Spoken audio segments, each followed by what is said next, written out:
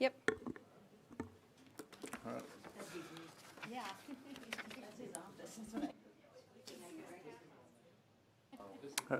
I'd like to call to order the January 21st, 2021 Plan Commission meeting. Could I get a roll call, please, Brandy? Yes. Oletsky. Present. Brink. Here. Dargis Johnson. Here. Culhane. Here. Ford. Here. Kays. Here. And then Dolly, Spire, and Hanson are absent. We have a quorum. Okay, thank you for that. Third item on the agenda is invitation for public comment participation submittal. If there's anything not on the agenda that someone from the public would wish to talk about, there will be time at the end, and please just let city staff know that you would like to talk about something. And then moving on, item 4 is approval of the agenda. Could I get a motion and a second? I'll make that motion to approve the agenda. I'll second. I have a motion and a second. Could I get a roll call vote? Oletsky. Yes. Brink. Yes. Dargis Johnson. Yes. Culhane. Yes. Ford. Yes. Kays. Yes. Motion carries. Fifth item on the agenda is the approval of the minutes. 5A is approval of the minutes from the December 10th, 2020 meeting. Can I get a motion and a second? I'll make that motion. Second. I have a motion and a second. Is there any further discussion? Hearing none, could I get a roll call? Oletsky. Yes. Brink. Yes. Dargis Johnson. Yes. Culhane. Yes. Ford. Yes. Kays. Yes. Motion passes. Item 5B is the approval of the minutes from the January 7th, 2021 meeting. Could I get a motion and a second? I'll make that motion to approve. Second. I have a motion and a second. Is there any further discussion? Hearing none, could I get a roll call vote? Oletsky. Yes. Brink. Yes. Dargis Johnson. Yes. Culhane. Yes. Ford. Yes. Kays. Yes. Motion is approved. Item 6 on the agenda is our regular agenda. 6A is commission approval of resolution number 2021-01, approving the concept plan for Dakota Commons Edition. Brandy, would you take over? Yes, thank you, Jeff. So this is, as you stated, the concept plan approval for Dakota Commons. You'll see here on GIS, I'll share with all of you on Teams to be familiar if you are not. Okay, so Dakota Commons is just south of 3rd Avenue Northeast and east of 19th Street Northeast. And they are looking to continue with their PUD zoning, and the layout will continue with their cul-de-sacs. They did just recently annex and zone this portion here that I'm outlining, and that also was approved to be a PUD, planned unit development, by Plan Commission and City Council. And then the Park Board also approved the concept of continuing with the interior sidewalk system, but did ask that there would be boulevard sidewalk along Lewis and Clark Avenue so that there was connectivity there, and that will be kind of the minor collector through the subdivision as well for pedestrian safety. The street widths, so also going back to the zoning, they do have, it is primarily single family residential within that, but they do have lesser setbacks, making their subdivision unique. That does not follow the conventional zoning district, so that is why they go with the PUD, and then also with the unique trail system, or I guess sidewalk system throughout the rear yards.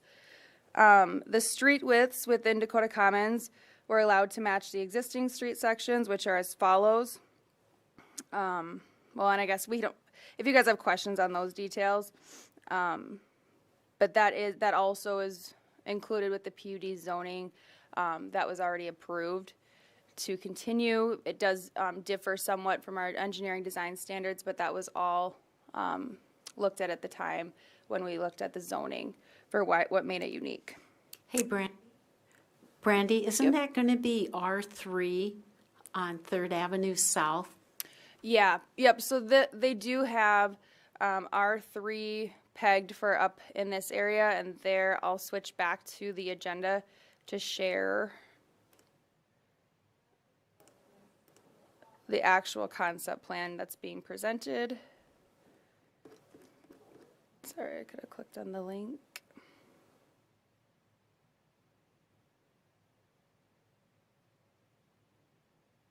Okay. And let me just zoom way out. So this is the concept plan layout, and they do have the areas pegged that would be R1, single-family residential, R2, single-family attached residential, R3, multifamily residential, and then they do have some areas for C2 over adjacent to 19th. And then obviously then their green space areas as well.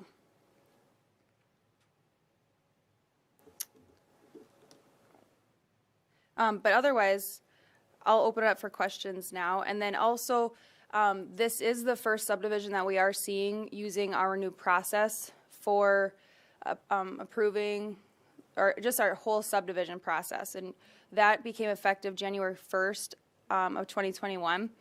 So again, to reiterate, you guys will now be, the Plan Commission will be approving the concept plan and seeing it from a little broader perspective before they get into the technical engineering details. And to offer any concerns, questions that you have at a beginning phase.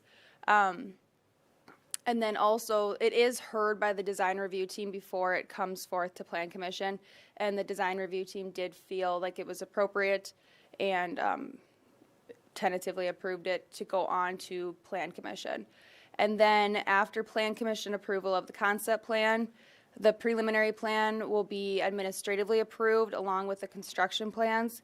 And then the plat, if there was a development agreement, would need to come back to the Plan Commission and City Council as well. So with that, I'll open it up for questions. All right. Mr. Chair, Thank you, Brandy. Yes, Mr. Kays, go ahead. just a quick review, Brandy. So thank you for the explanation of the new process.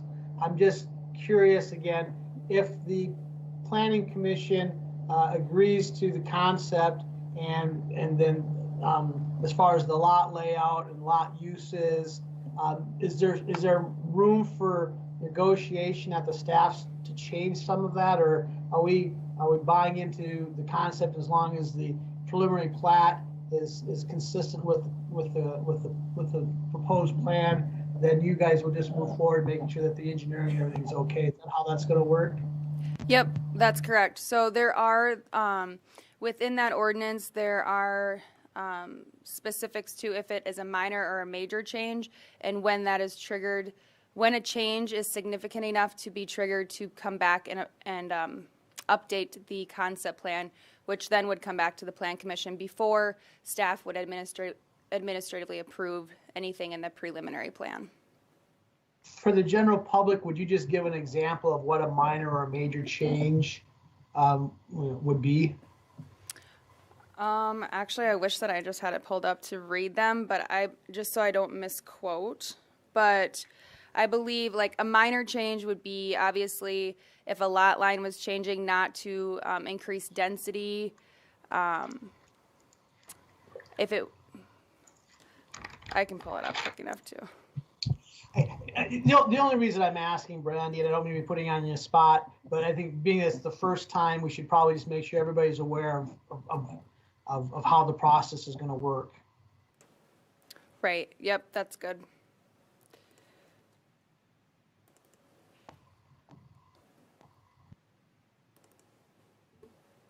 While I look for that, if anybody else has anything, and then we'll come back to that. And this property, it has had a preliminary plan approved in the past, but I assume that that's expired and that's why we're going through this process again. Is that correct? Yep, that is correct. Okay. Is there anything very significantly different between that preliminary plan and what's before us today? I mean, looking at it, it looks like a lot of the cul-de-sacs and road layouts and stuff are the same. Yep. And then they also, because their previous preliminary plan did not, it was pre-2008, so the stormwater requirements weren't there. Now they have included that and have submitted all the necessary information for that. Thank you. Let me see that I have the most recent. And Brandy, I think I mentioned last time when we glanced at this at the last meeting about the cul-de-sac issue that we typically try to shy away from, but it was, we kind of mentioned that because it was a PDU that and that's their style, that we have looked the other way on that. I mean, because we go round and round with the cul-de-sac issue, right? With Right. Street cleaning And then to remedy some of that situation, then they have provided areas where snow storage can be utilized. They'll have snow storage built into the subdivision, so you're not having to haul it. When you're having to clean out the cul-de-sacs, it's just more maintenance of having to haul it. So they will be providing snow storage spaces throughout. But also to the cul-de-sacs, yeah, we want to avoid them, and there isn't anything though that prohibits them in the ordinance. So just going forth with the subdivision that, or the intent of their subdivision and kind of the design of it, that we would that will allow it with this one. But if we can eliminate any in the future, and I think the developer is looking at scenarios where that could happen, we would encourage that. And then addressing the park issue, their greenway and the walking trails that's shown going through the whole system now, that's for anybody in the city to be able to utilize? So we are going to have them, how it was currently, so it is maintained by their homeowners association. And what the park board did ask though going forward, that when any of the lots that are being platted abut the green space, that there would be a public access easement over the entirety of it, so that it could be the public could access it. Because otherwise, if it would be a private park, which for the most part it still will be, but just so they're meeting the purpose of having it be accessible to all of the public and not just that neighborhood. So there will be, it will in essence be accessible by the public. Will it be dedicated to the city of Watertown, so the city has to maintain it, or will they be maintaining the public, the green space and stuff? They will be maintaining it.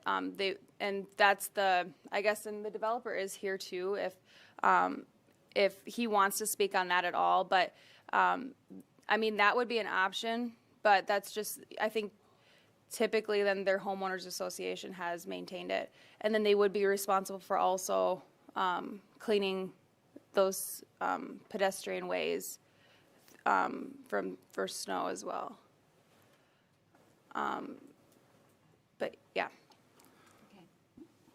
Brandy, with a concept plan review, do I open a public hearing or not? I just procedurally. Yes. Yep. Okay. And I will do that. Then I will open the public hearing. So if there is anyone who's here or online that would like to speak in favor or against this item, please feel free to do so. And then I will touch back on Todd's question there about at what point would the Plan Commission see the concept plan again, or just, what's the shelf life for it. So you can see here that the approved concept plan shall remain effective until all phases of the subdivision are complete. The Community Development Division may request an updated concept plan for administrative review and approval when minor changes to the plan are proposed. And then we have those minor changes laid out, included but not limited to a change in the local street pattern, street name, lot lines, development phases, subdivision name, rights-of-way widths, easements, or lots and block numbers. And then major changes would be, again, included but not limited to a change in arterial or collector street patterns, proposed variances, drainage ways or detention pond location, other public open space locations, and an increase in density or perimeter boundaries. Thank you for that. Yeah, I think that does help us since we are we are new to this new ordinance, so just reiterating what those are. I do remember when we kind of made that ordinance, but having it in front of us again is very helpful. And so the phases, those will come in the preliminary plan phase still. So this is just the whole concept of the whole area, and then the next step, the preliminary phase, their preliminary plan, they'll show their actual phases. Well, and so actually the concept plan does show the phases for the entire development, and that is shown on page 2. And then so the preliminary plan then just gets, it breaks it down into the phases. So that they're not having to do all the technical analysis for the entire area, because frankly, what if it never happens? And then regulations change everything. So it's more workable for the developers that then they break it into their phases. So the Dakota Commons 8th edition will be just focusing on phase 1. And then also it's a benefit to staff as well that you're looking at things in a smaller scale. But then you still have the concept plan to see how it all pieces together. So I think that it should be a really good change, and looking forward to using it.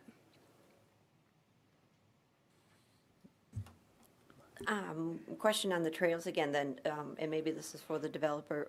Do you know how and when the trails will go in? Is it once all the lots are sold and the streets are in, or how does that get put in? It'll be at the same time, it'll be included with each development agreement when a lot is adjacent to that green area. So then it'll be required, and I think this next phase, you can see the trail actually already extends. So that wouldn't be included, but they would have to, I don't know if they're platting this one, but, so anytime that it abuts a lot that's being platted, we would make sure that those portions were being completed. For the green space dedication and the sidewalk installations.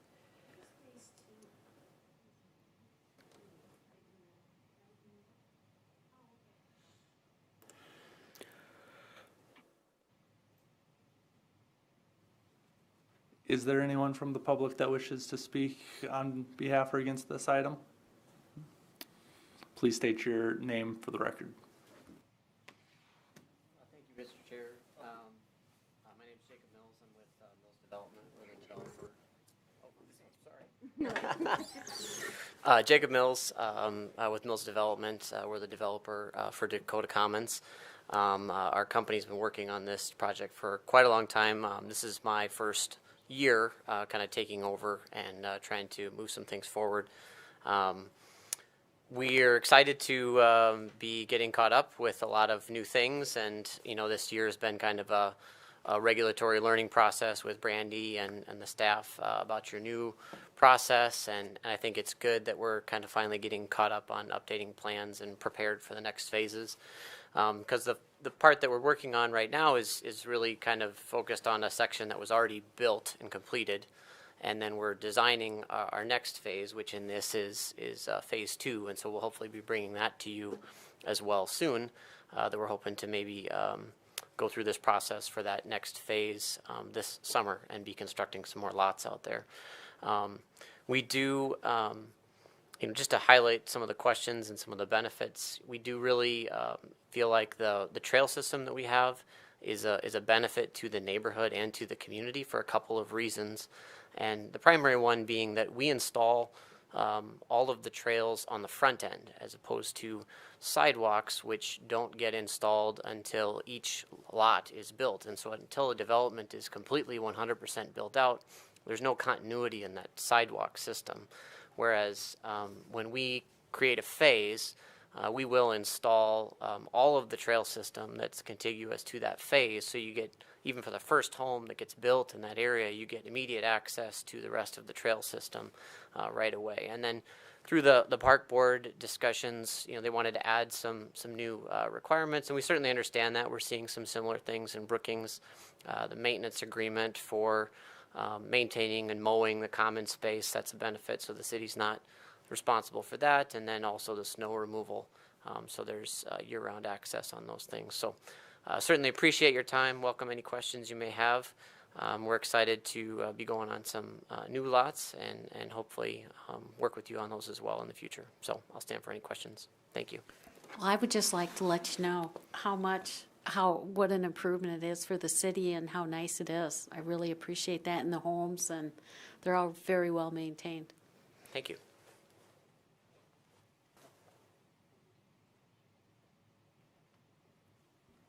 Thank you. Is there anyone else who wishes to speak on behalf or against this concept plan?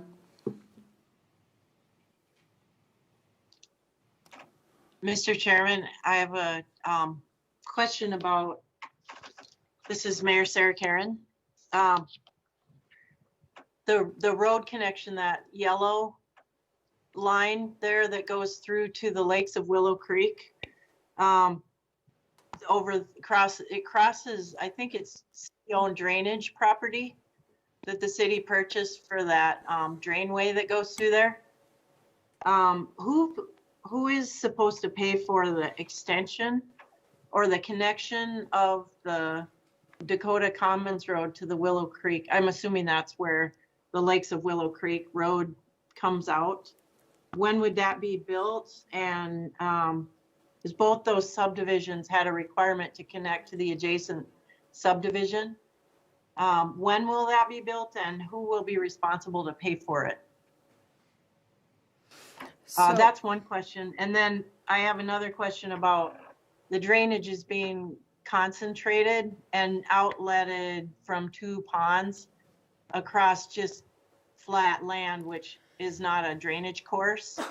And it will probably create, by erosion, a drainage course across, again, that's city-owned land that was purchased for drainage purposes, but the ponds are down farther to the south, and the water's gonna just be concentrated in those ponds and come out of a pipe onto flat ground that isn't a drainage course, and it'll probably erode. And are there any mechanisms in place? So just looking out for the public on those 2 things.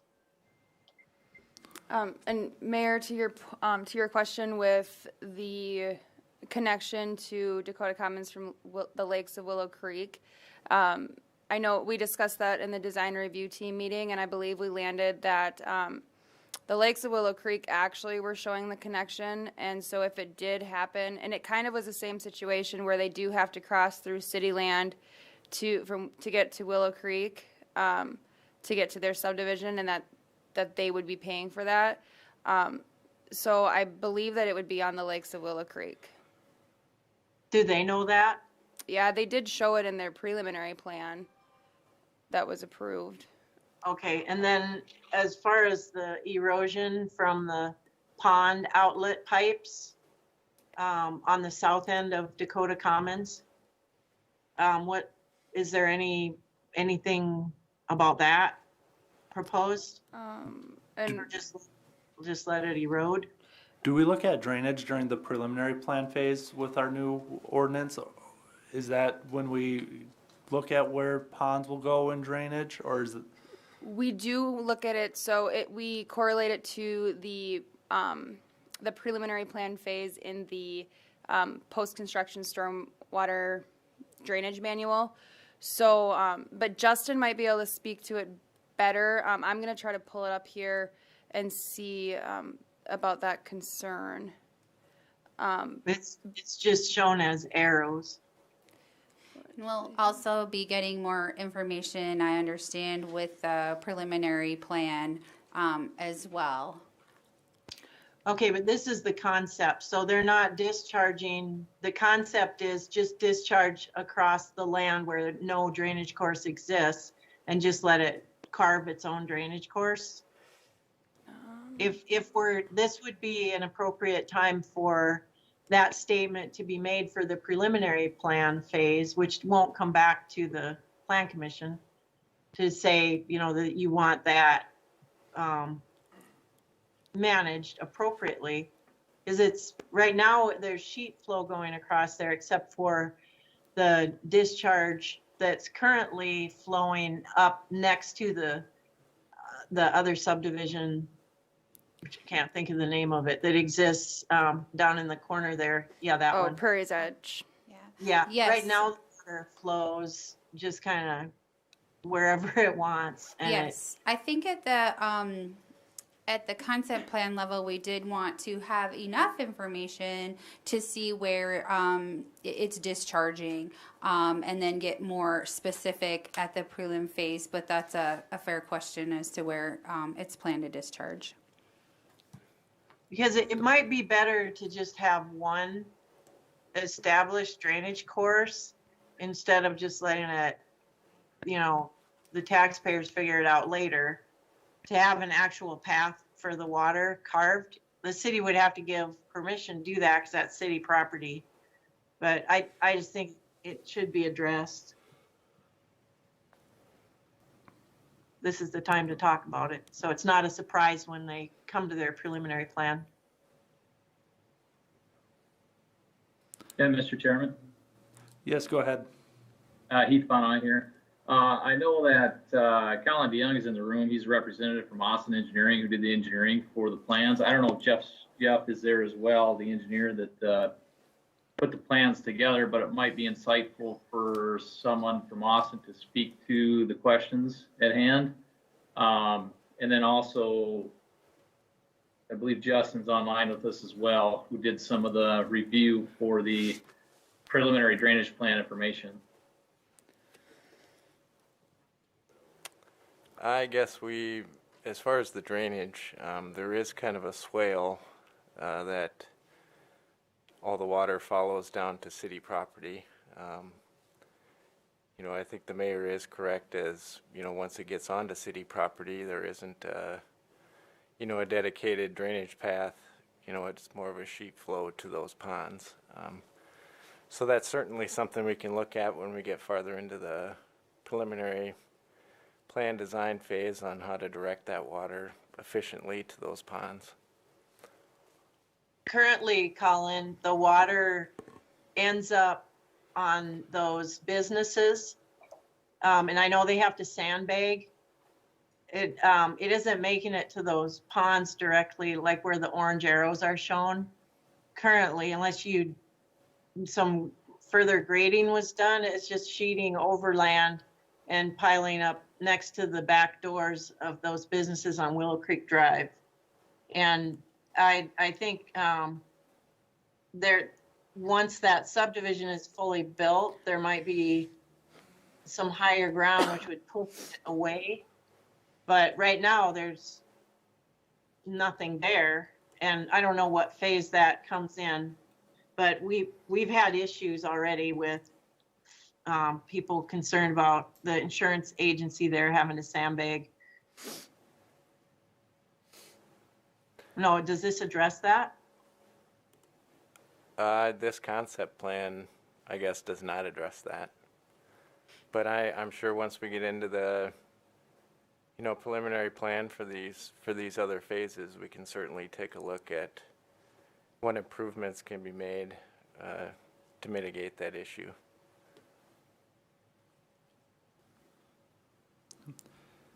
Okay, and then one other thing that came up during the DRT meeting was having an easement on those cul-de-sacs to push the snow. And Brandy, you mentioned something about that. I didn't catch what you said. Are they going to have some easements so that the street department can just push the snow straight out off the end of the cul-de-sac onto the greenways, or did they just have to haul it away? Well, we did provide a few spaces where there's gaps between the lots to where the street department can haul it into the green space instead of having to haul it from this development up to 10th Avenue, the snow storage there. Can you show where those places are? Yeah. There's one towards the south end of the development, southeast corner. And then we assumed that some of the other areas where the green space directly connects to the roads, we could leave an area that's high enough for the equipment to get in there to store snow, so. But they do have to haul it out of every cul-de-sac. They have to scoop it up, put it in a truck, carry it away. Correct.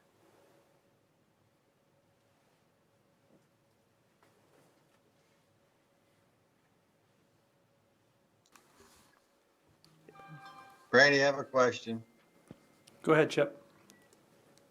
I just, the street department has to haul snow to that area. I mean, is there a curb cut in that area for the street department? Who's responsible for cleaning up that area for, the trucks driving on the grass and things like that? Are the developers going to pay for that every spring?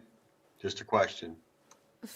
For reseeding, well, when they come forward in any of those areas that do have snow storage areas, there would be curb cuts presumably. And then as far as cleanup? Well, there's always material left over and gravel and things, when the street department has snow pile areas and, just so the developers know that I would assume would be their expense to clean up and maintain the grass then at that time, like normal. Yep, and we can make that a part of the maintenance agreement for those green space areas. I have a question back about the drainage.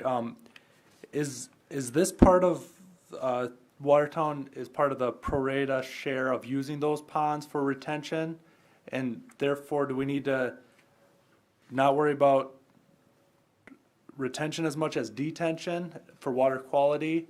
Is that how our ordinances are laid out right now? So this is, yep, thank you. This is within the Willow Creek drainage tributary area where there is a pro rata share and a cost recovery associated with each lot or just the area that is being platted that they, in Dakota Commons, each addition that they've done, they've paid that.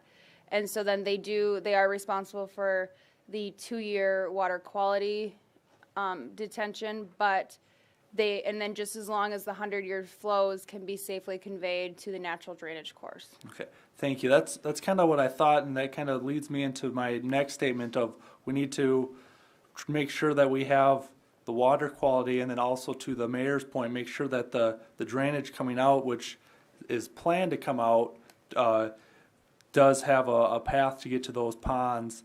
So I think those were some very good points that the mayor brought up and things that we definitely need to consider on this board.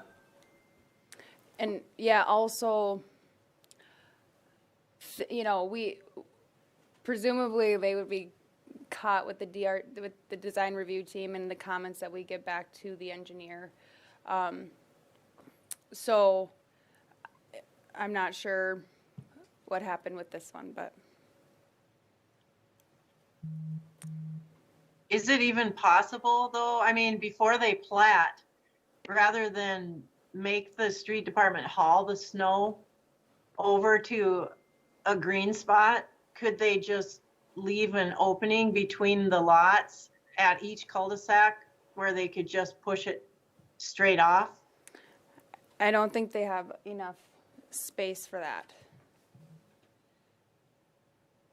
I think, and it probably turns into more of a feasibility thing. And I get it that looking out for the snow removal and the maintenance costs too.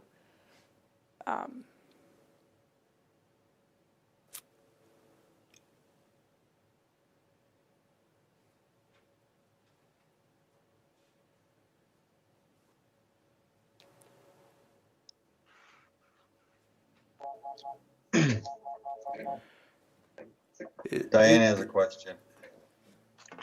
I'm just wondering, thank you, Jeff. I'm just wondering about the snow removal, and I'm not quite sure of the process.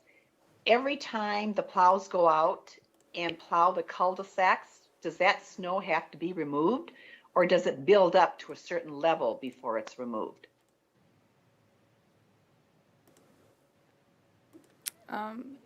Heath, are you able to answer that question? Yeah, I will, the best of my ability here, help address that. Rob Bain, the street superintendent, is not online with us today, but is one of the divisions of Public Works. He was involved in the DRT review of this preliminary plan or concept plan, excuse me. To Diana's point, I would say it is circumstantial. If it is an event that's large enough, a snow event that's large enough for the plows to go out, I would say that a majority of the time they are having to remove that accumulated snow from those cul-de-sac areas. Again, some of these light snows we've had of late, as of lately, whether they've removed that from all the cul-de-sacs, I couldn't speak to that. So I'd say it's probably pretty circumstantial depending on the snow event that we receive. The other point I'll mention when we talked about this at the DRT level with the design review team, you know, the option that the mayor mentioned was something that we vetted, knowing that they would otherwise have created these other areas for snow storage. I think there was some discussion about whether we wanted our payloaders going between two houses on a narrower strip of land that could end up, you know, getting rutted and tracks and mud and all the things that would bring.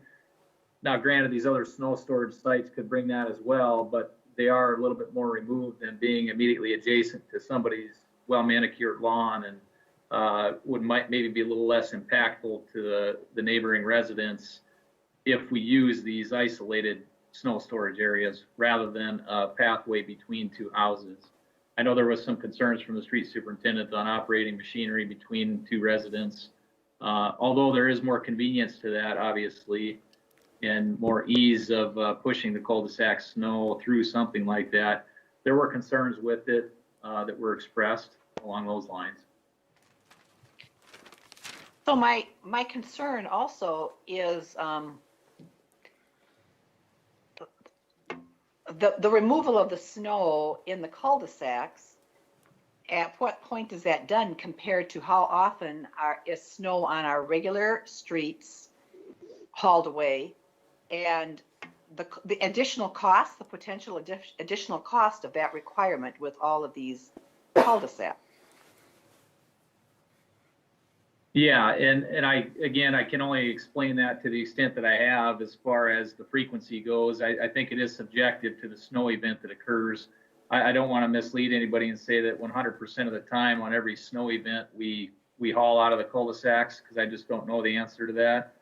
But you are right. There is an impact on the cost. The more cul-de-sacs we have in town that require the necessity to haul the snow out is an additional cost to the snow removal budget for the city. That is a true statement. And so is there any accommodation made for that as far as the additional cost for that kind of snow removal that the city is providing in the cul-de-sac locations? Accommodation in what manner do you mean, Commissioner? I think are they providing a reimbursement for the additional services they're receiving? so. I think the accommodation, which isn't required, is that they're allocating those snow storage areas. The other thing I'm looking at here, Mr. Chair. Go ahead.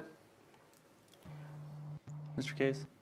I can make a presumption that based upon the value of the development as proposed and what's happening out there and the assessed valuation for that geographic area, that there's a higher tax base at full build out paying for similar services throughout the municipality, which in of itself would ameliorate some of those concerns of not paying their fair share.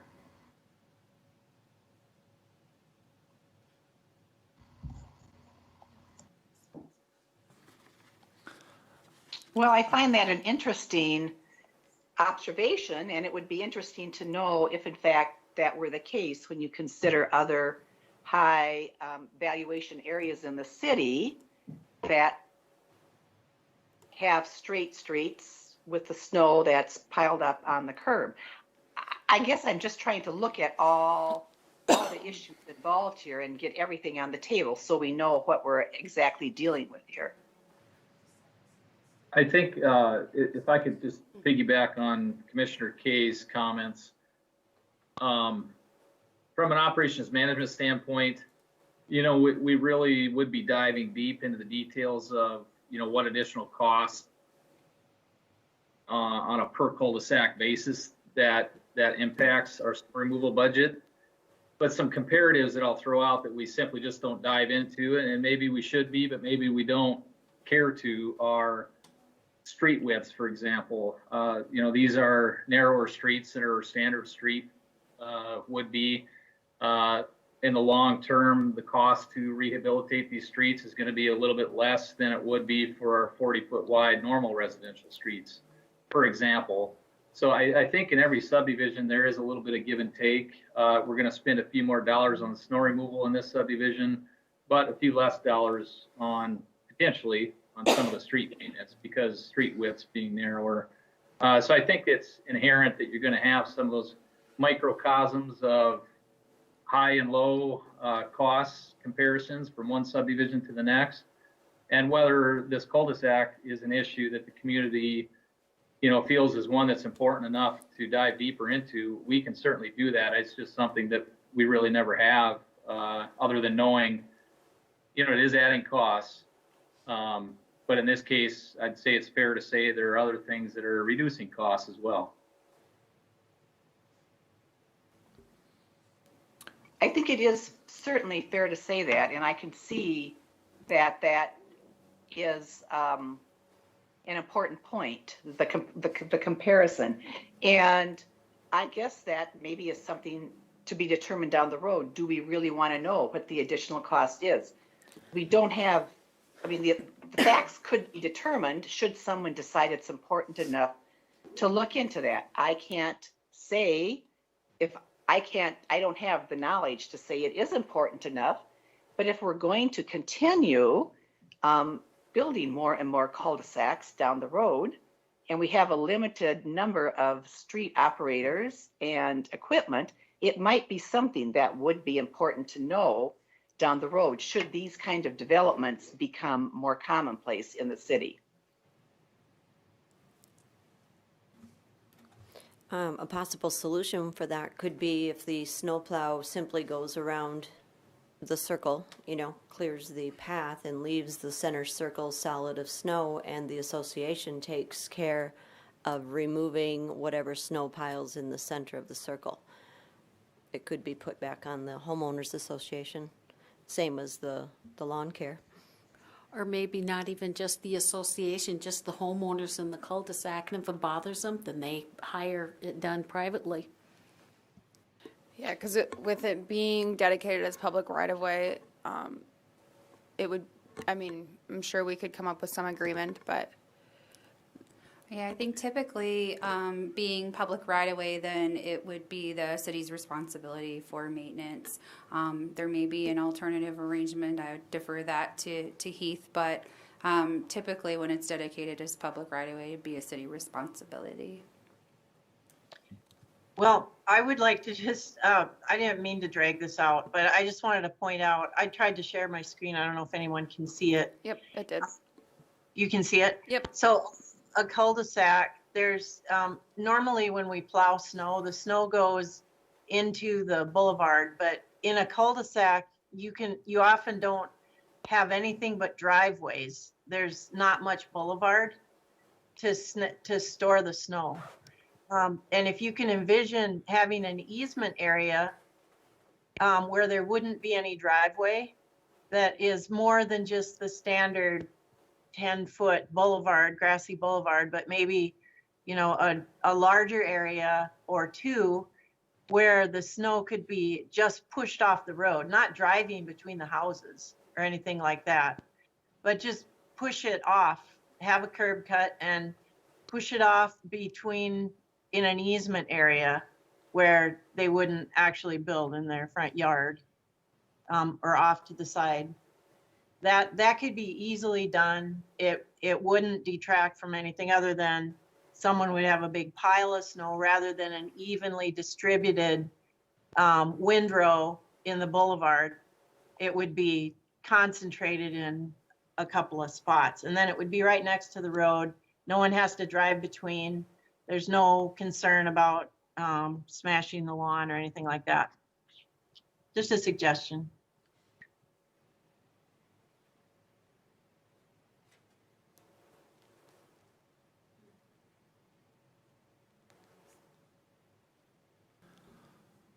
So with the concept plan and all of the suggestions that we make today, is that then go back to the developer and his engineer to work some of this stuff out before it comes to us as a preliminary plan? Is that? So if there are concerns, we can bring that back to the developer and their engineer to include. But then, so you would have to table it, and then it would come back before you again as the concept plan, because the preliminary plan does not come back to the Plan Commission.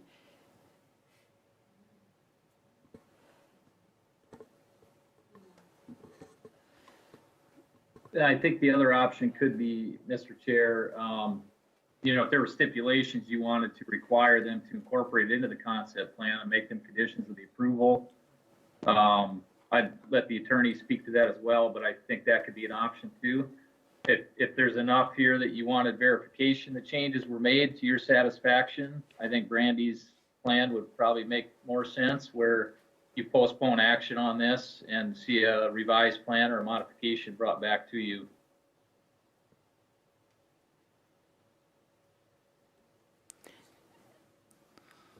And do we want to go back at all about the drainage concerns? I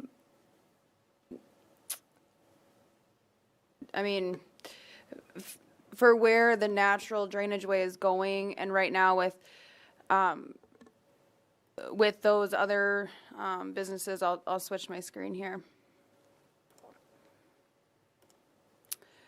With these businesses having drainage issues, and just looking at the contours, I mean, the drainage that's coming from Dakota Commons isn't necessary.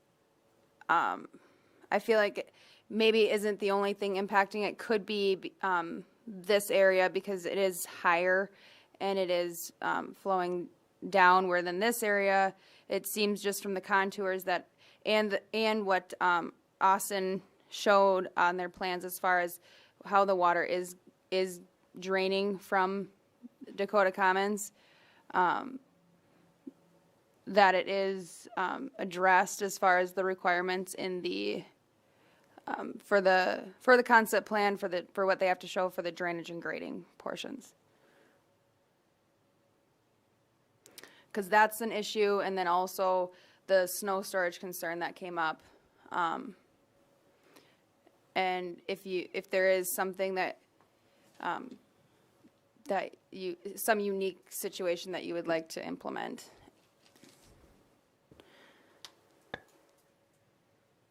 I think it's a matter of phasing, that this other subdivision, Prairie Edge, I think is the name of it, isn't fully developed, and the water from Dakota Commons is flowing onto that northern undeveloped part and onto Meadow Drive there. And it doesn't make it into that defined channel. I think, I'm not positive, but I think it's jumping.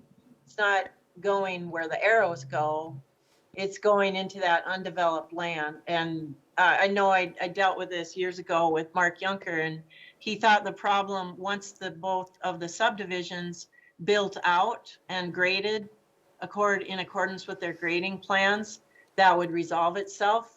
But until that Prairie's Edge, those lots get raised to divert the water from coming down that way, the water will continue going that way unless a new channel or a berm is created to direct the water where you want it to go. And maybe that would be a solution that could be a condition of this approval, that for the time being, if a berm would be installed, and it wouldn't, I don't know how significant it would have to be, but if that would maybe be, because in the, for the requirements, it just says that, and I don't know, can you guys see this screen with the post-construction stormwater manual pulled up on Teams? Yep. So it does say identification of existing stormwater management needs and drainage problems upstream and downstream of the development with proposed solutions. So that, and if that is the solution, the thing about it though is, I mean, even though it's not fully developed, you know, they're only in their, they're going on to the 8th subdivision. So there is quite a bit of room to work with, and then they also will be installing the 2-year water quality pond that they use, because it was pre-2008, they did not have to install those before. So then now with this next subdivision, it will be installed. So that will capture the water, I mean, the 2-year storm for the 10 lots that they're looking at developing this spring. So it might not add to the problem, but the problem already exists. So if there's some solution like that until they get to that portion, and then they're going to build a larger detention pond when they phase all that in. But if there is some small solution like that if anyone has suggestions, I don't know if Heath or Justin or the mayor, if what you guys would think would be sufficient, or even Colin, if there's something that we could agree or come up with, or just ask that it be a condition of the approval, or that it would be, this would be postponed. Well, one of the things that is happening here is the Prairie's Edge had a grading plan, but it wasn't implemented. So the land is just in its natural state. And then the same with Dakota Commons. There will be a grading plan, but it might not be implemented until a later phase. Meanwhile, there's a problem developing, and the problem was, I think the problem could be traced back to Dakota Commons, the problem that was occurring on the businesses by Willow Creek Drive. And I mean, we get lots of calls in winters when we have a lot of snow. We get calls from the Dakota Commons folks worried about flooding. They feel like there's a drainage course that's blocked. But the fact of the matter is there is no drainage course. It's not that it's blocked. There just isn't a channel yet. The grading plan, if fully implemented, would create those drainage routes. But if it's just lines on paper, the water's going to flow in the path of least resistance. Well, so that might be something to do, is for the Plan Commission to require that a positive drainage path be established that's satisfactory and directs the flows away from other buildings. The other thing, Mr. Chair, if I could add, we could take a look at that too, with some sort of a general condition. If the board was comfortable with that, we could also take a look at when those improvements would need to be made, if that would need to be made in phase 1, phase 2, that type of thing, and then that could be part of the development agreement later on. So we could look at the time frame of actually constructing those improvements or creating that channel. Yeah, that is a good possibility, and thank you for that.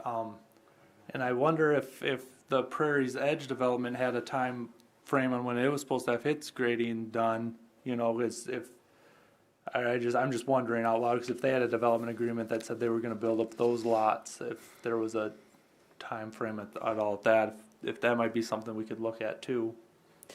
And I want to say, just from memory, that it was an egregious amount of time. I think they had 10 years for that, which we don't do those, so that we can have orderly development. It is in the ordinance that it should be 2 years. Mr. Chair, Yes. I had my hand up for a while, but I thought I'd just chirp. Quick question. Brandy, the 2.4 preliminary drainage thing that you had showed up there before, are those requirements of the concept plan or are those requirements of the preliminary plan? These are the concept plans. So that's what makes it a little, the language difference here, that it says preliminary drainage plan, but this is actually what we use for the concept plan in our subdivision ordinance. And then the final drainage plan is what we use for the preliminary plan. No, thank you. I was being confused with the terminology. Yeah.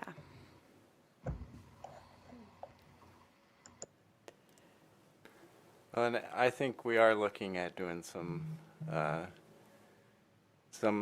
grading within that ditch that comes out of Dakota Commons. So if it's simple enough to where we just have to build up, you know, the west side of it to where we're not letting the water escape onto the adjacent development and we're forcing it, you know, into that natural drainage way, then, you know, that's something we can look at when we get into the, you know, preliminary plan and the final design for this next phase.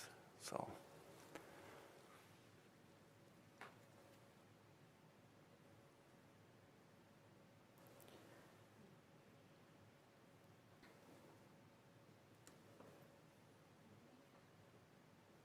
Can I make just a couple comments? I feel a little bit like we're getting penalized a bit by being the first one through the wall on your new process, and I understand that's, you know, because, you know, one feedback I would just give is, you know, we as a developer at this point would have probably hoped that these types of questions would have arose out of your DRT meeting or other meetings prior to this. You know, I'd worked pretty hard to check with Brandy before we were here to make sure we'd had an opportunity to address any questions. It's always, you know, time is valuable in development, and, you know, getting tabled or things like that can really slow things down and cause a hiccup. Certainly understand and recognize the questions and concerns and want to make sure they're all addressed in a proper way.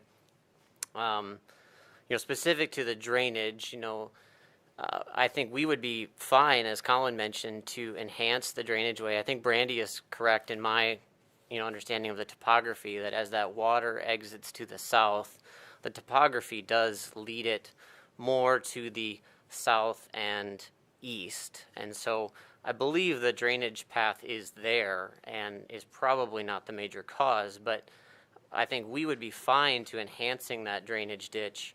It's just in order to do that, the part of that work would have to be done on city property. And so, you know, we've never enhanced that ditch to the extent that we were assuming we were allowed to dig on city property to get that water flowing into that pond properly. But certainly can see that some sort of minor, you know, adjustment, whether it's a berm or channelizing that a little bit better to get it into that pond would be beneficial for perhaps those businesses and perhaps our development itself. You know, Dakota Commons is probably one of the first things that happened in this area. And so, you know, to say that Dakota Commons was the cause of problems downstream, which were built after Dakota Commons was built, I would say, you know, there's a downstream responsibility to ensure that your buildings are built to a correct elevation based on what's coming down and at you. But I think there's a workable solution in there. We would certainly be willing to do something, you know, to enhance that, you know, and whether that's at this concept level or whether that's, you know, in the preliminary plan phase, I'm not the one to answer that question. But I would just ask, whatever your action is, that you keep us moving forward if possible, because we're not actually constructing anything new with what we're requesting tonight. You know, we've been doing about 6 months worth of work to try and annex and zone and approve 10 lots that were built, I believe, 4 years ago. You know, and so that's just been our struggle with this is, you know, we need to get through this step in the process, and this larger bulk of work, in our view, needs to come more in our next phase of actual construction, where we're making some changes and can make some of these improvements. But would just ask anything you can do to keep us moving forward at this point, to not delay us any further in having these 10 lots available.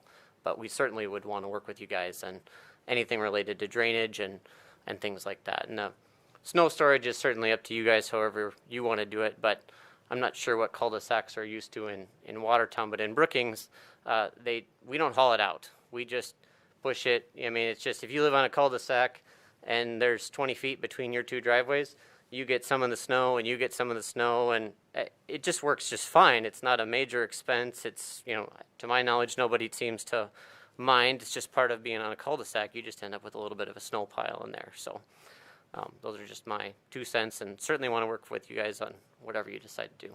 So.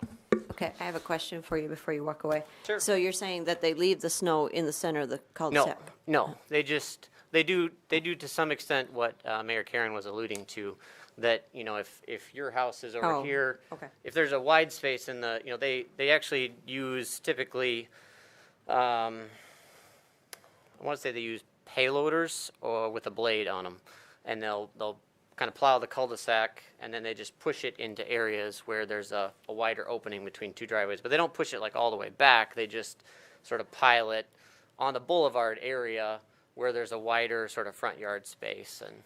And then those homeowners do probably have a little bit of a bigger mess to deal with in the spring. But, like I say, there's a lot of cul-de-sacs, and that's just tends to be how it's done. So your form of developing is a lot of cul-de-sac?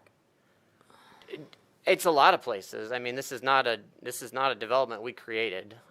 This is a concept that my grandfather saw in Ohio and Florida and other parts of the country in the 60s, and we started doing it in Brookings.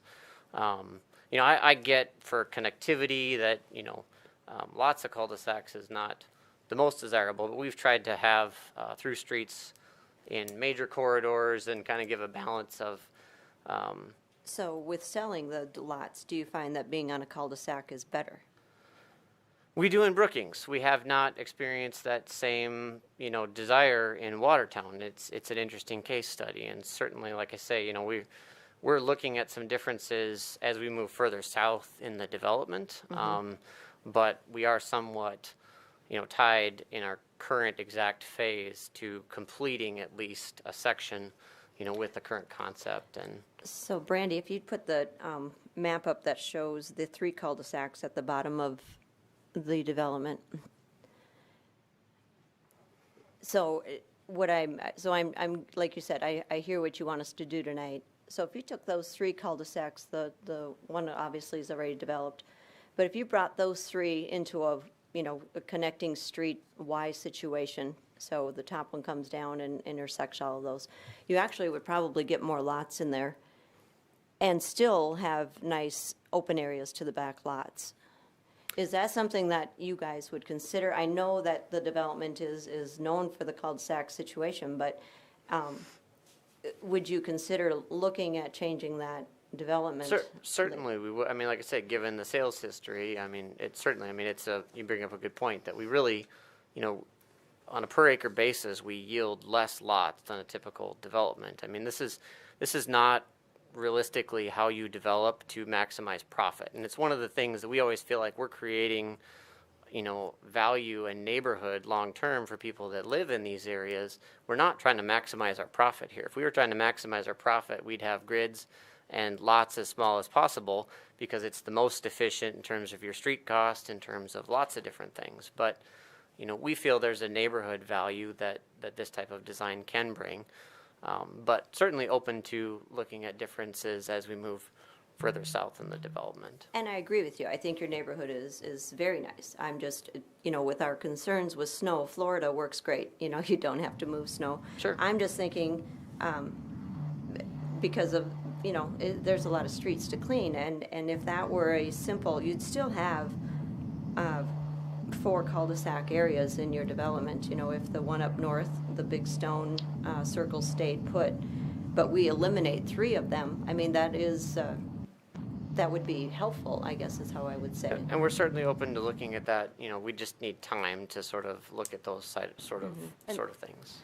And and Jacob has been great to work with, and he is actually looking, because hearing the concerns about the cul-de-sac, he is looking for alternative routes and just, potentially changing it quite a bit. But still, with this concept plan in front of us, you know, the DRT still did feel like it was an appropriate layout. But he is, as he works towards the future, is looking at potentially implementing some of those changes that he hears the concerns of. So I'll be available Mr. if Chair. there's other questions. Yes, Mr. Chair. yes, Todd. I'll just start by saying that I'm supportive of alternate design concepts for the community that offer a little bit more opportunity for different types of residential development, whether that be you know, in the form of R3 development or different single-family residential type developments, as opposed to a cookie cutter approach that has been the city of Watertown's brand for many, many years.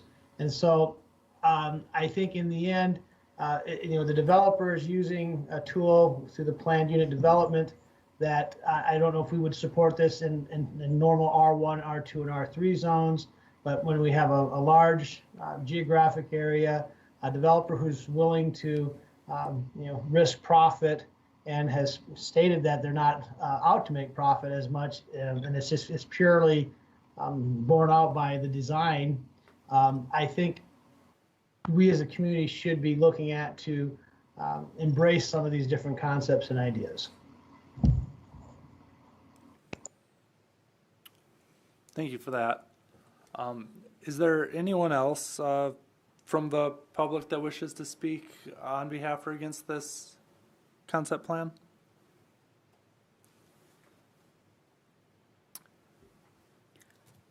So I just have one thing to add, Mr. Chair, if I could.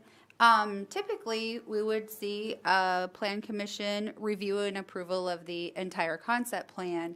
However, it does sound like there may be, you know, the request to look at a couple of different things. So I'm wondering if it would be appropriate to look at approving a couple of phases of this so that would keep the developer moving forward while also providing a bit more of an opportunity to look at some of the snow storage, the drainage, and some of the other factors that were brought up tonight.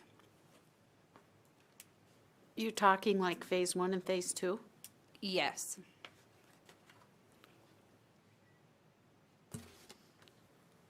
Yeah, thank you. That could be an option. I think I will close the public hearing, and then I'll let one of the commissioners make a motion, and then we'll further our discussion.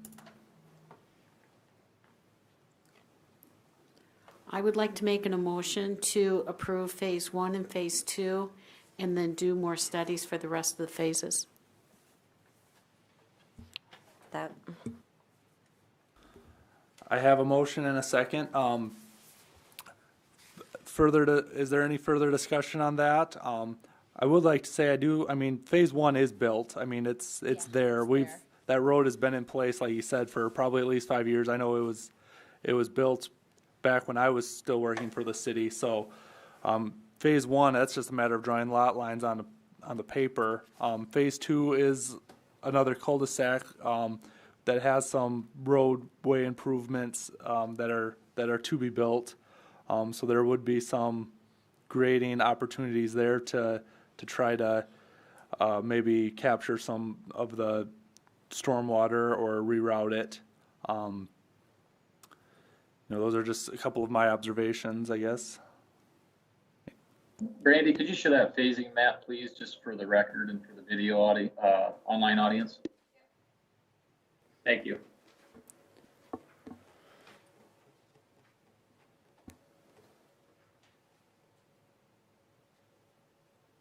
Sorry, it went too far. It's kind of slow.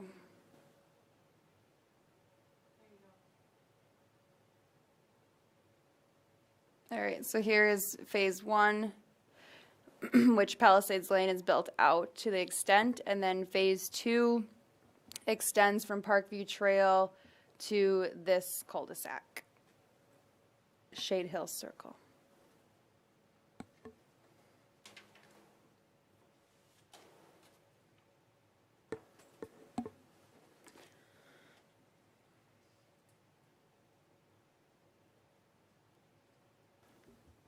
Is there any other discussions from any of the board members? There is a motion to approve the concept plan for phase 1 and phase 2 on the table.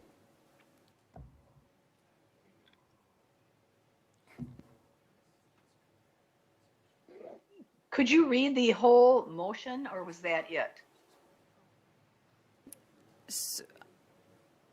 Okay, Diana, I made a motion to approve phase 1 and phase 2.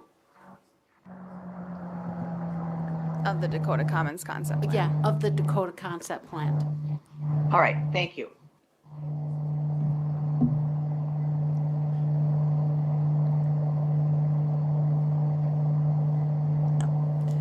All right. Did we get a second? Yes, we did get a Okay. second. So now just, if there any other comments or conversation we want to have prior to asking for a vote?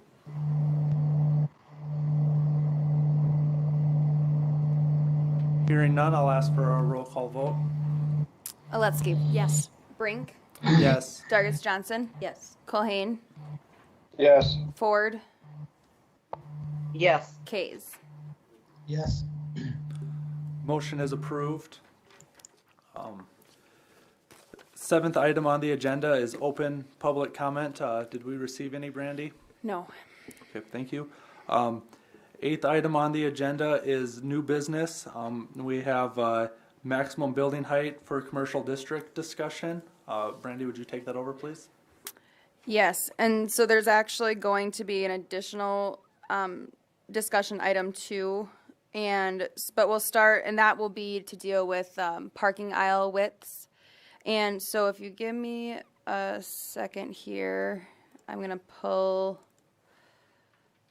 this chart that Stacy has provided, which will be helpful to lead the discussion, to give you guys a background on what other communities do. So maximum building height for commercial districts. Let me just find it. As a chair, Yes. as a brief background, I was contacted by somebody from Crestone Builders, and they inquired about 2 different parts of our ordinance. And then I just suggested that we put it on a discussion. I don't have any sort of particular opinions on it, but I thought we'd talk about it. And I had a little bit of back and forth with Blake, Commissioner Blake, and then Blake Dolly, and then also Brandy. And I think Ms. Baumgart as well was involved in some of these discussions on these 2 matters. Yeah, thank you for that that background. And I think Brandy's trying to pull up a document, and then we'll discuss it a little bit more.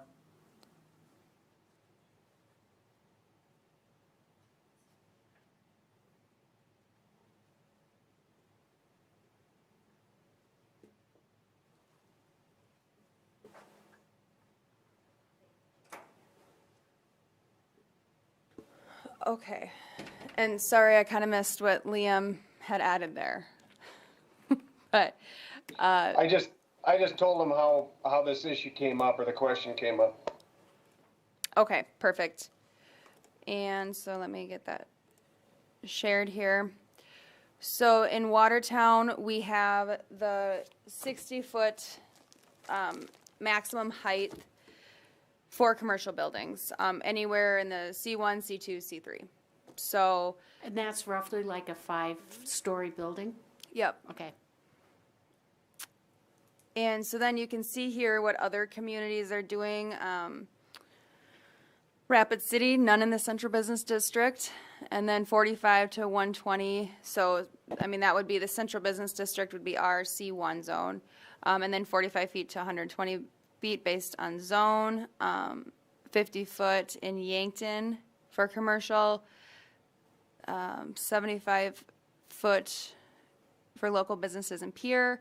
Aberdeen ranges from no limit to 45 feet per zone for million, none in the Central Business District, and then 45 to 55 per zone. Spearfish, 60. You guys can read these too, so I'm sorry if I'm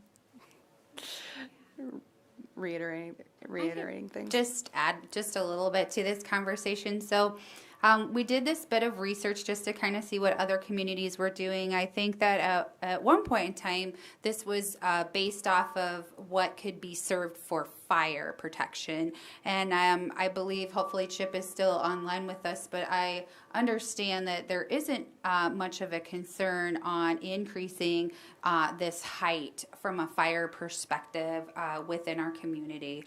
So that was one of the things. Another thing to keep in mind is just with the general aesthetics, would the height fit in certain districts? However, saying that you do typically tend to see your taller buildings in the core of your city, which would be our C1 district, in terms of the density and stuff. And as planning goes, we're proponents of density in that sort of core of the city, if you will. And height does help provide density.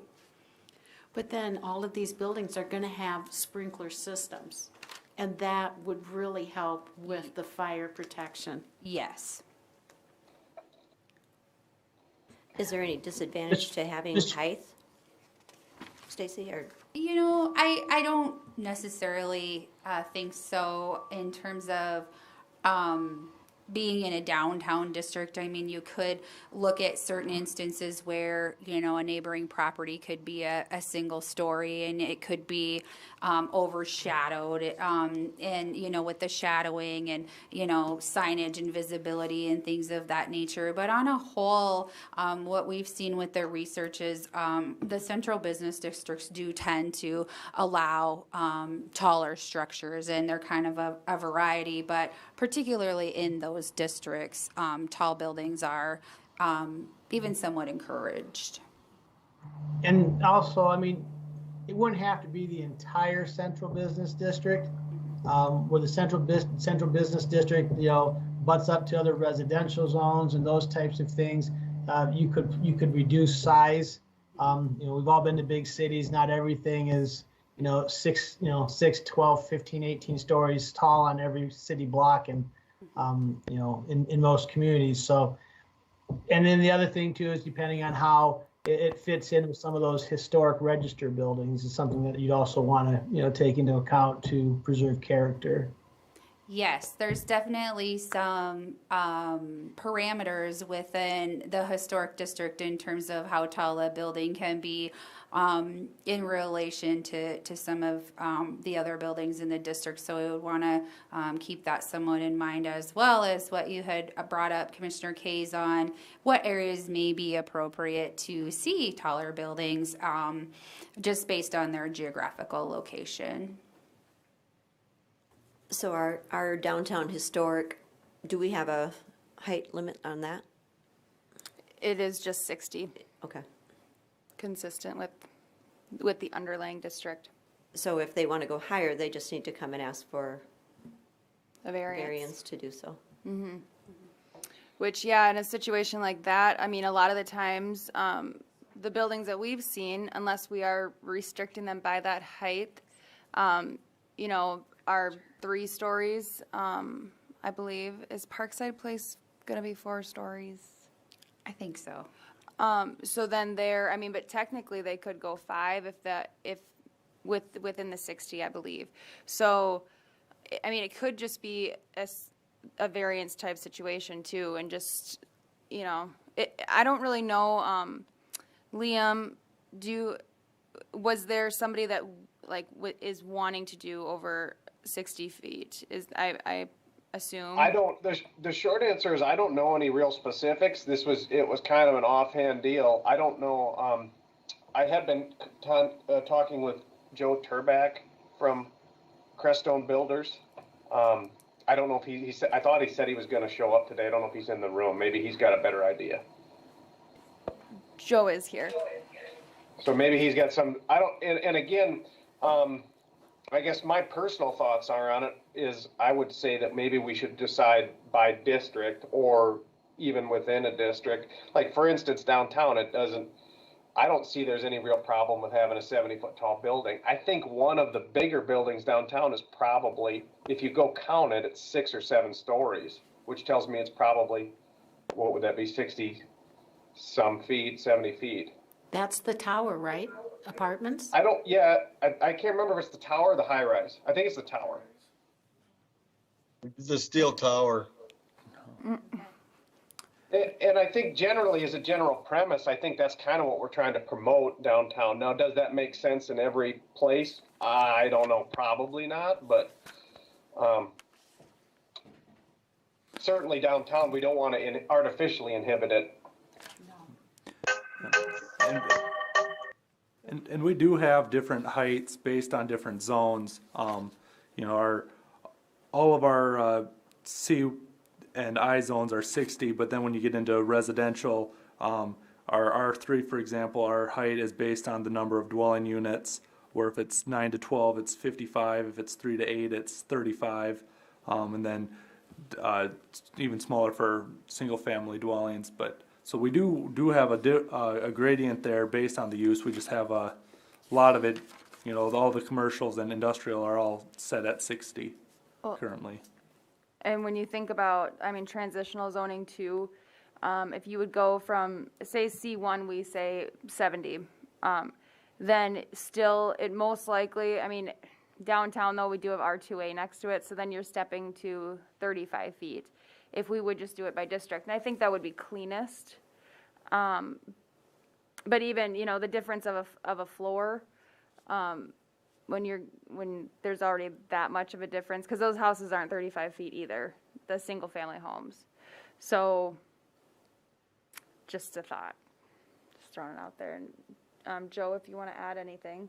Yeah, I just don't see the purpose of limiting what somebody can do if they're willing to design something and spend the money to build it.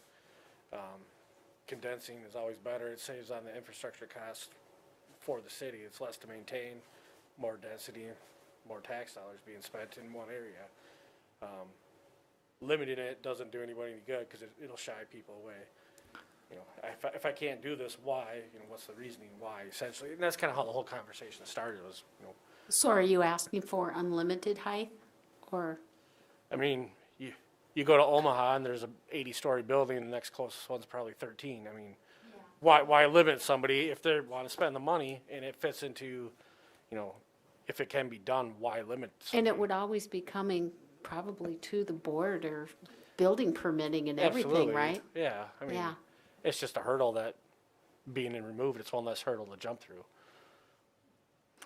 And if we're looking at it, that it would be a variant situation, but if we're saying, why not, then yeah, it kind of is, why even have to see it if we feel like it would be appropriate in the C1? Yeah, it'll be going, because when they get their building permit, you guys would be looking at it then. Chip, is there a maximum height at this point in time that you would be somewhat reluctant to from a fire and safety provision of services? Only thing the concern with the fire department is, and I'm looking into it right now, is the different types of construction for height wise.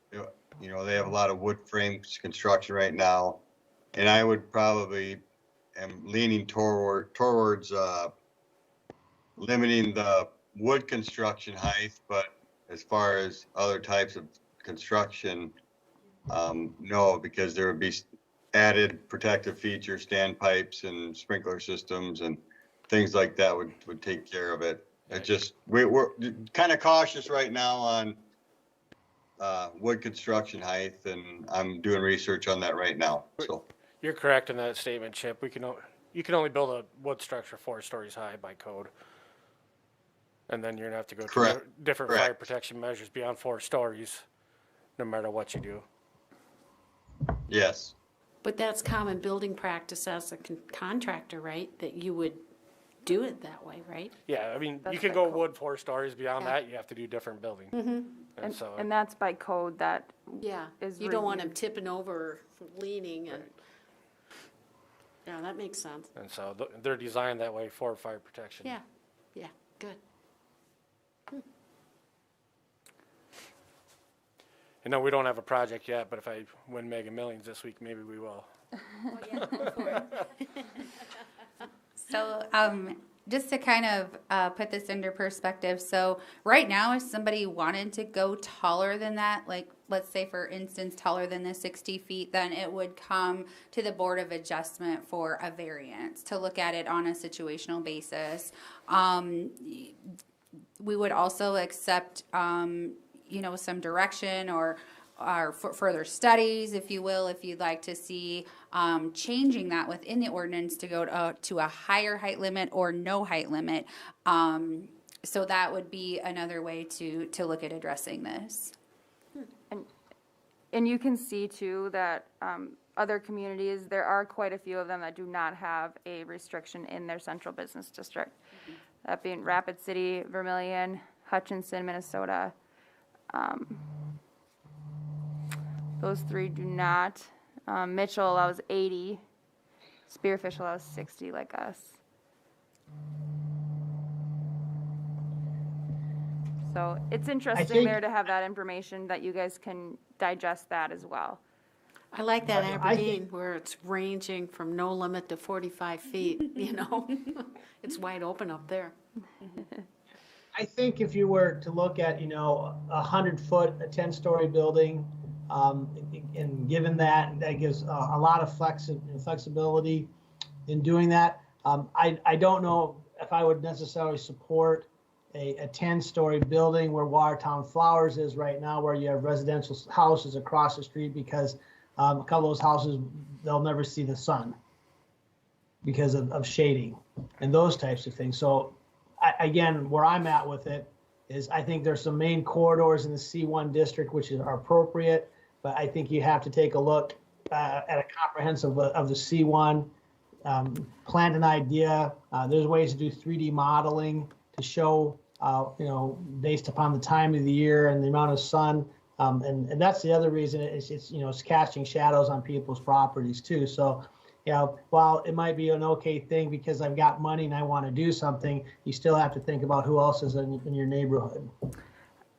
Yeah, good point, Todd. And actually, so in our downtown overlay district still does abut the residential houses, but I was wondering if maybe that would be the compromise that instead of the downtown overlay district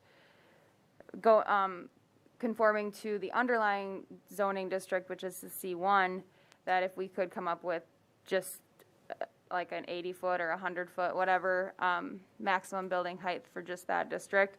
But then we still run into abutting the R2, and that is just the nature of, really any downtown.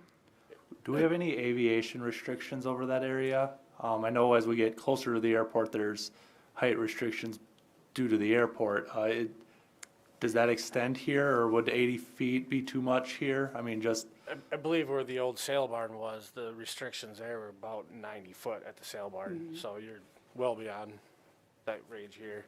Yeah, I think we would definitely want to double check that with our airport manager, just to make sure, and not that I'm aware of here, but we would definitely want to visit with him on that. Good point. I'd like to touch on what you said, Todd, too, as well, in regards to butting up to the R2. If somebody were to build a 60-foot building next to the R2, you're going to have the shading issue already. It's already going to happen with what the current ordinance reads, whether it's 60 feet or 120 feet. That shading's already going to occur to somebody living next door. It'll just be farther down the street that it affects, more than just one or two. It might affect the whole block. Yep. I guess the last part in comment I have is that maybe we just sort of go through each commercial district and say whether or not we like it at 60. A blanket 60 seems odd to me. And I can see that there's, it makes more sense downtown than it does maybe, North 81 or something like that. Yeah. Hey, Brandy, can you put the conical zones on your project? Do you guys have that? The what? Yeah, your conical zones under airport. I've never came across it. It's way up top underneath street data. There's airport data, conical surface, approach surfaces. and then zoom out a little bit. Want me Shut to- your zoning off. Yep. So you see all those little lines? Each one of those lines, they're kind of purple zones. You're gonna have to shut your picture off in the background to see it. All right. Yeah, I'm actually just gonna make them I'm gonna make them bolder. I think you're gonna talk to the airport manager, but you've got the airport runway protection zones, landing zones coming in, and then these conical approach surfaces and those types of things. Those lines represent some height requirements, I believe, as well. Correct. So, again, I'm not an expert in airport protection or anything like that, but I think definitely we would need to take a look and find out what those purple lines mean, if that has an impact on height requirements.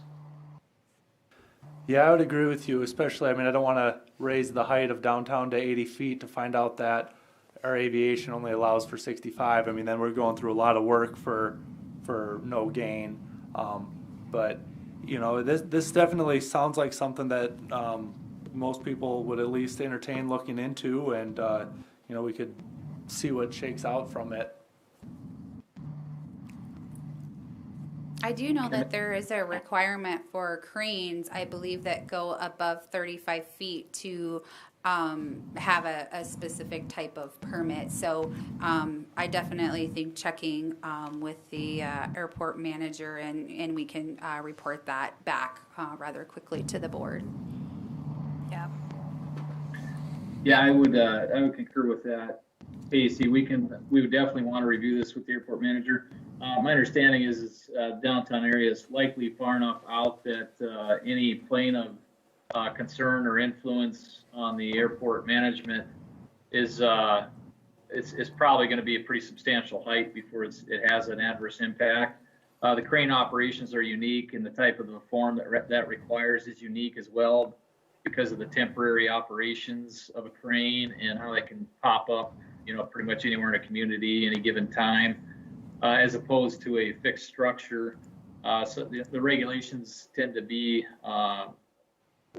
there's a different path for each type of item, I guess I would say, as far as the restrictions go and what those restrictions would be. But my understanding, we were talking about the crane issues recently, is that permanent structure heights this far out from the airport would be pretty substantial before they got into a level of concern. But definitely something we would confirm. Yeah, so we will look into those items, and I mean, we'll just bring it back as old business at the next meeting and give you guys an update, as long as we have the information, so that we can keep it moving if Sounds it does good. become an ordinance amendment. That sounds good. And did you say you had another item of new business? Yes, so and then this will be looking at the, and this was also, Liam had asked to add it to the agenda, I think with talking with Joe as well. So this is looking at parking lots and the aisle width that we have in our engineering design standards. We say that the aisle width has to be 26 feet, when in other communities, they have 24. And so obviously it requires more area for parking with having that additional 2 feet for the aisle width. It adds up when it's underground parking. Mr. Chairman? Quickly. Yes. If I could maybe call on Commissioner Culhane, not to put him on the spot, but I know he brought this concern forward as well. And I don't know if there's a specific case where this has become an issue, or you know, we're trying to on a particular project try to just didn't have enough space to accommodate for the 26-foot driving lane. But at any rate, I guess what I would want from the board is a simple direction. If we want an amendment to that, it would be in the engineering design standards, and those would get approved by council. I'm pretty indifferent whether it's 26 or 24 feet, but I just want to make sure we got clear direction or recommendation from this board on what your desires are. Again, this rose just sort of out of an informal conversation about this kind of stuff. I don't know if there's a particular project that it impacts or not. My only thoughts generally, I don't have any particular feeling of it one way or the other. My first thought is that this is above my pay grade. This is probably an engineering question, which thank you for your input. My second thought is that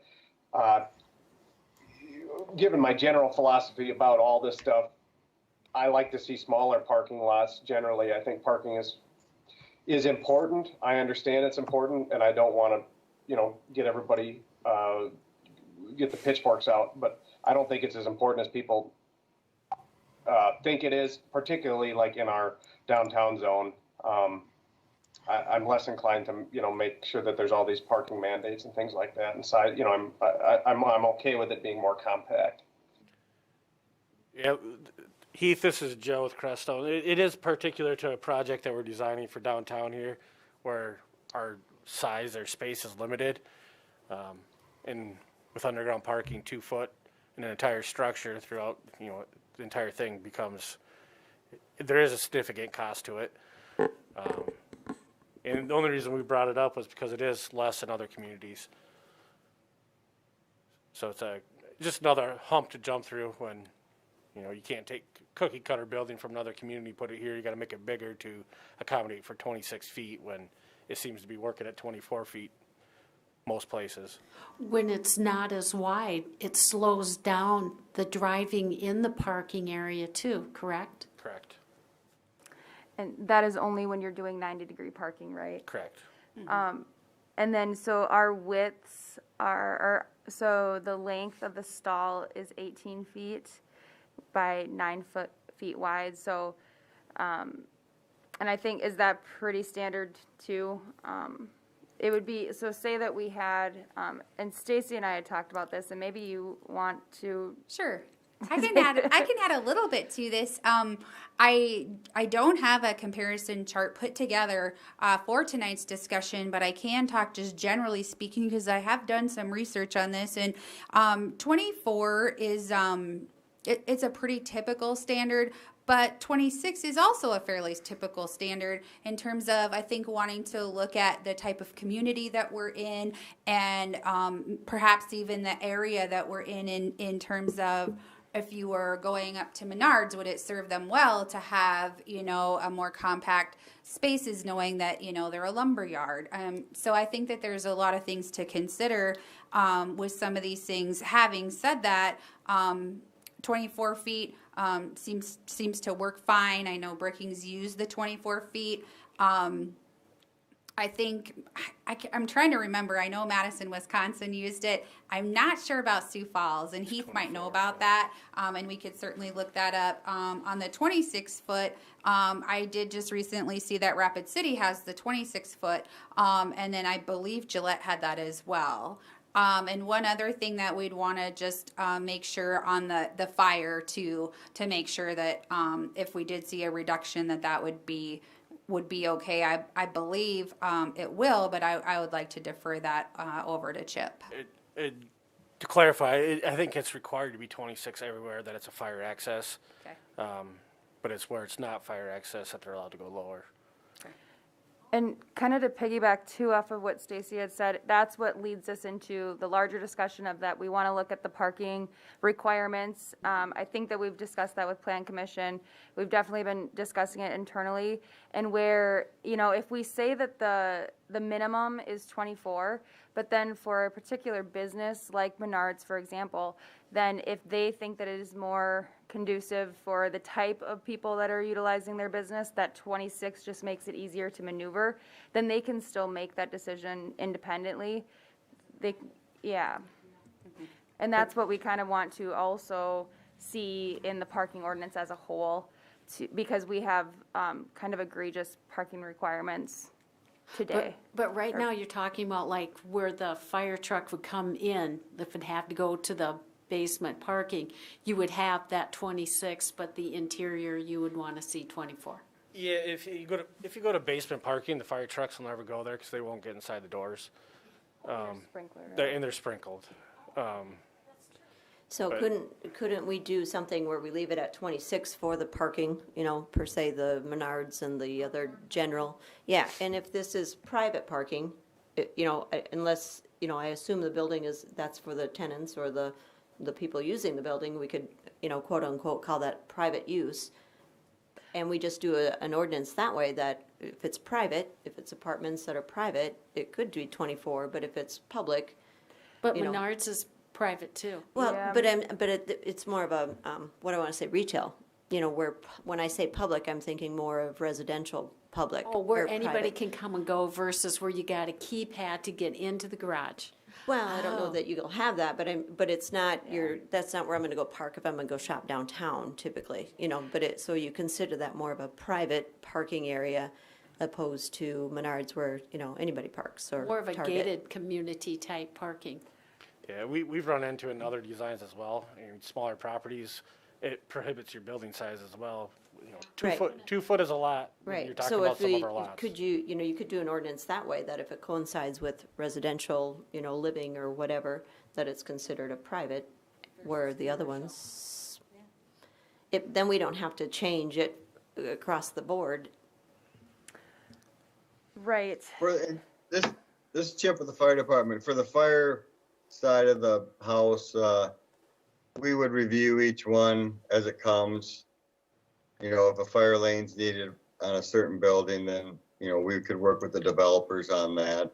If we just made it so the fire department approves it and we have a check sheet or checks and balances on, as it's laying out, and work with the developer to make it, for small parking, for smaller areas, we don't need a big wide area, but depending what type of occupancies on that building is what would draw us to what we needed for access. So we could always make it so it's flexible for our side. Well, and I think especially, but it'll be interesting. We can go back and do more research. And Stacy already knew some off the top of her head there. But but if 24 is sufficient, if that's the minimum, but it's still sufficient, then it almost seems like we draw the line there, and then independently, because the more parking lots we have, the more impervious surface we have, the more detention ponds we need, and the more maintenance it is for businesses as well. So if we can reduce parking requirements, I think that is a good thing. Yes, definitely. We want to take a look at the parking requirements because certainly it has been a trend in planning nationwide that we oftentimes require too much parking, and then it leads to a lot of adverse effects. So we want to be able to look at that, look at some new national standards that have come out, and try to streamline that as well. Yeah, Mr. Chair. Yes, go ahead.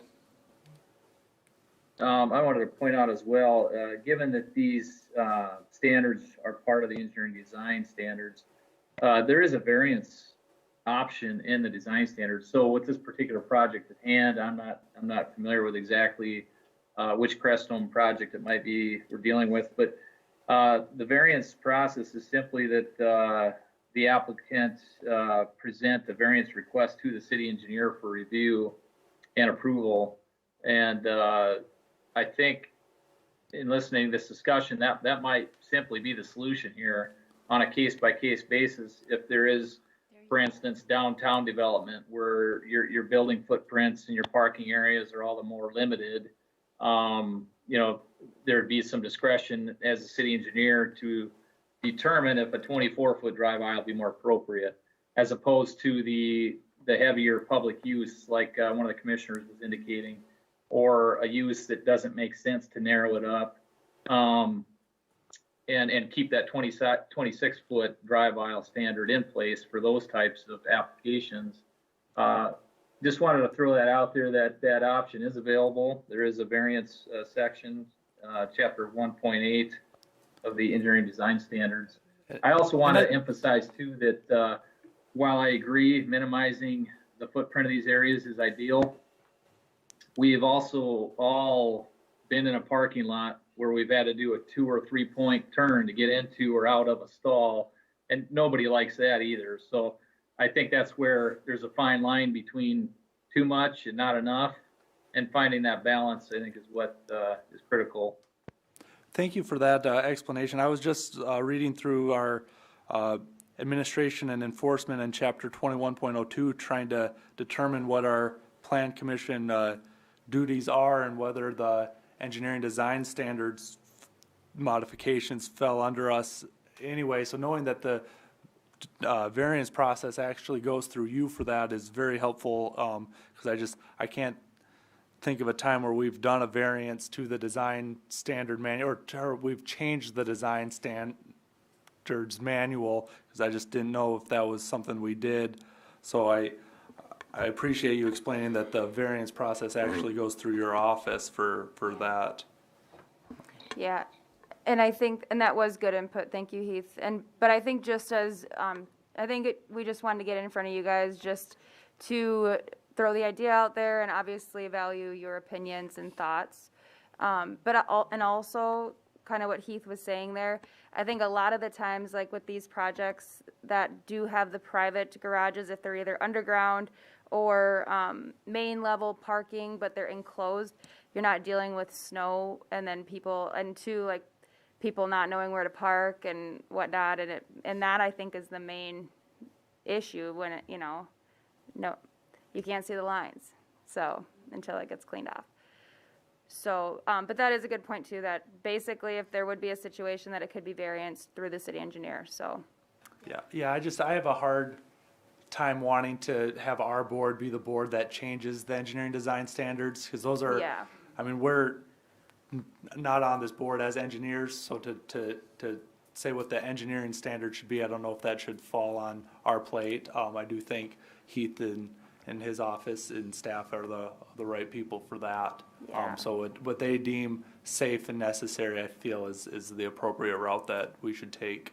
Right, and if the engineering design standards were amended, they would be approved by council, and that would most likely that would come through Heath, if that were the case. It was just a point of discussion, just because you guys deal a lot with the land use and the planning portion of it. And then the overall parking ordinance, in terms of where we get into more of the particulars on the amount of parking, that's housed in the zoning ordinance, as you guys know, and so that would be perhaps an amendment when that is that research is done, that we could move forward with the plan commission. And I apologize. I certainly didn't mean to overstep my bounds, and I'm not trying to find more work for the plan commission to do. No, Commissioner Culhane, I think it's a good idea to have this discussion with this board because of the overlap that Stacy just pointed out that I was going to bring up. I mean, this board does determine parking lot requirements based on the number of stalls, based on the zoning and use of the land. So the technicalities of how those lots are laid out and how the parking stalls are configured, it does fall under the engineering design standards, which is housed under the city council. But there's definitely overlap in the two. So having input from this board, I think was valid. Okay. All right, sounds good. Is there any other new business, Brandy? Nothing for me. None that I have. Awesome. Is there any old business? Again, none that I have. Any reason to go into executive Ford. session? Oh, go ahead, Ford. Ford has business, old business. Go ahead. I just wondered, has there been any progress on the Lake Residential Zoning District yet? No, unfortunately. We talk about it internally. I'll let Stacy speak to it as well here. Yeah. So thanks, Diana, for bringing this up. What we would like to do is to form a list of goals, if you will, for amendments, and then look at our staff resources that we have available, knowing that we're still looking for a position within our office, so we want to be sensitive to keeping up with the current customer demands, as well as looking at prioritizing some of the ordinance amendments that you'd all like to see. And we have a goal to bring forward a list, make sure that our priorities are your priorities, if you will, and kind of prioritize that list and set some goals. So having said that, we've had some internal staff discussions and would possibly start with just some mapping and trying to figure out what some of those distances are at the lake and what may seem appropriate. So that would be sort of a first phase of research to collect that data. But if that sounds okay with everyone, we'll proceed at kind of bringing forth a list of amendments and then give you a chance to prioritize those with us so we're on the same page.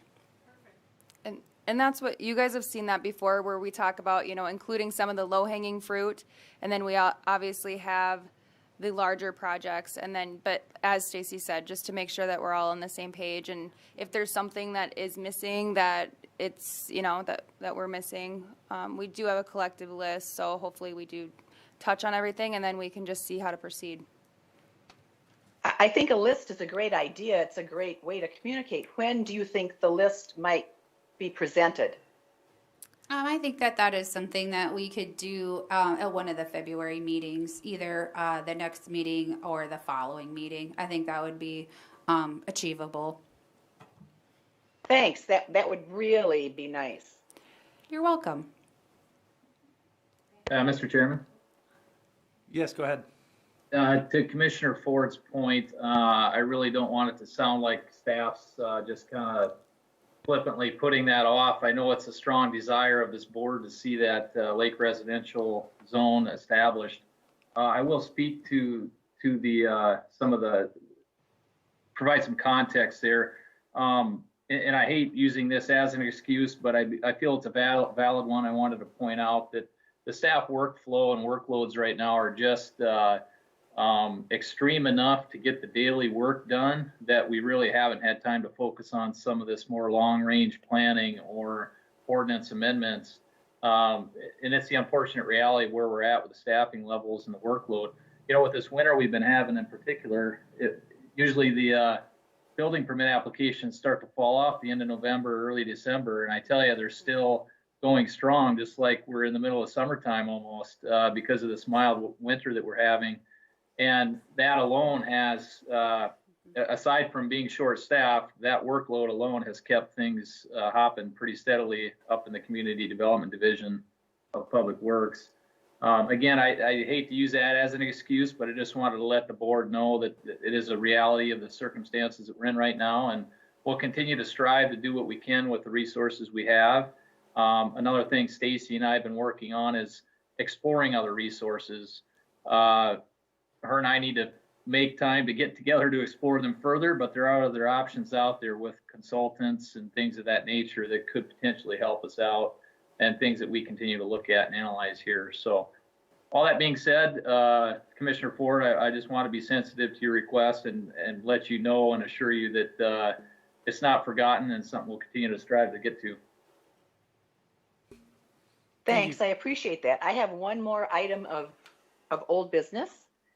I want to thank whoever is doing the minutes the last few months. I think they've been very well produced, great detail, but not over detailed.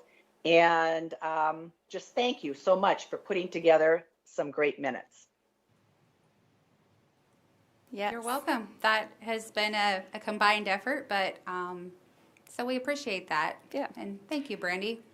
Yeah, and Stacy does, like, they're half and half. So, and we also, I think the software has been a really nice tool in making those easier to produce as well.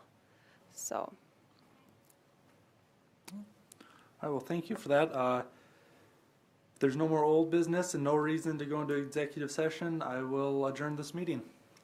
All right, thank you. Thanks, everyone.